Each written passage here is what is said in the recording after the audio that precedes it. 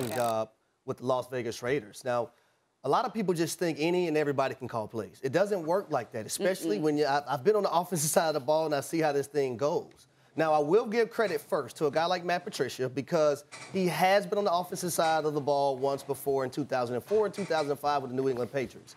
One of the things about coaches nowadays in today's game, you want guys to be able to fluctuate and be able to go to the defensive side, come back to the offensive side, or vice versa. That's just the way the game is because once you are on the defensive side and you come back to the offensive side, you know how to call plays a little bit better. Now, in saying that, I am concerned. I'm concerned about this offense because I'm concerned about this offense being in the flow with their play caller. I'm also concerned about the tight red zone, the red zone. I'm worried about 2 minutes. When the game's on the line and you got to put a heave of plays together, right, to give your quarterback confidence, what are you going to be able to call? Are you going to be able to dial up the right plays? And I will say this. Players make plays, but at the same time, the right things have to be called in the right situations. I'm also worried about multiple guys calling plays. I don't like that. And I understand you got to have a backup guy, and nowadays with COVID going on, you had to have that sense of urgency and have somebody as a backup plan. But I think they need to stick with one guy, ride it out, and go with it. But also, very unique about a play caller, my players that I want to get the football to, how can I get these guys the football in different situations, right? When do I need to get the football to them? If we're going against a defensive line and they're rushing my quarterback and we can't block them, when do we need to go tempo to negate that rush? All those type of things play a factor, so I'm concerned about it. And then you hear the reports in training camp coming out as well as offensively. And I understand defenses in training camp, they have the one-up on offenses. But still, when we're talking about the New England Patriots, we're talking about Bill Belichick, and we're talking about their ceiling for their fans and for their organization, it's playoffs. And I won't just say playoffs, it's Super Bowl, because that's what we have become so accustomed to over the years. Especially if you've grown up a Pats fan. You're brought up with knowing, like, well, of course we go to the Super Bowl. Of course we win Super Bowls. What about you, Chris?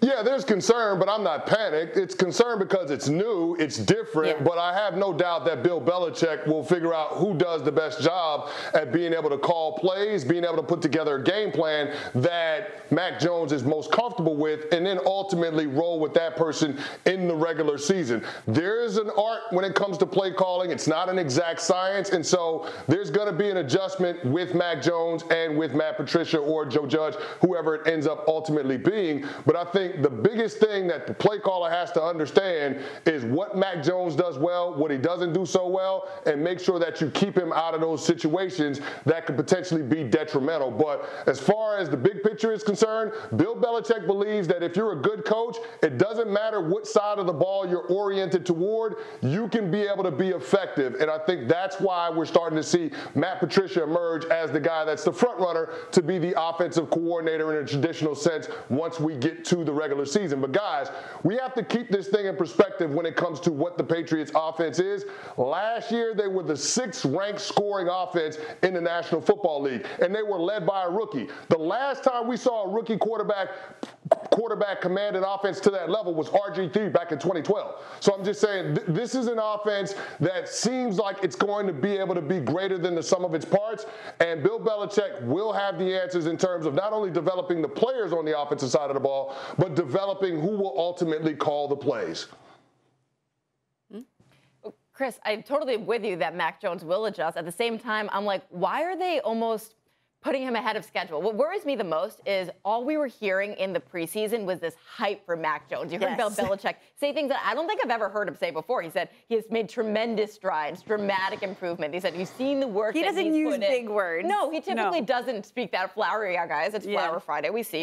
Yeah, you know. And you see how much further along he was. Then why risk it with this experiment where you put 2 former head coaches who have gone 23, 52, and 1 combined in their 5 seasons? Harry, I know Matt Patricia has some experience. We said one time in 04, 05. That's a very long time ago. I almost feel like they took him too for granted. This is something maybe you could pull with Tom Brady, but not with Mac Jones, because then all of a sudden we get to training camp and there's a reporter that I really trust. I used to work with, Greg Bedard. He's covered the Patriots as well as anyone, and he's saying, I'm starting to see Mac lose some confidence out there. And he's saying that he's not even hitting these scripted plays. And I've been to enough training camps as a reporter. I used to cover the NFL. And I know, Harry, that you said it should be slanted toward the defense. I think it's slanted toward the offense because in training camp, defense isn't hitting at all. They're like kind of walking through plays a lot of time. They're not going at full force. Whereas the offense, they should have the upper hand. So if the offense doesn't look good in training camp, then I think you have a problem. Thanks for watching ESPN on YouTube. For live streaming, sports, and premium content, subscribe to ESPN+.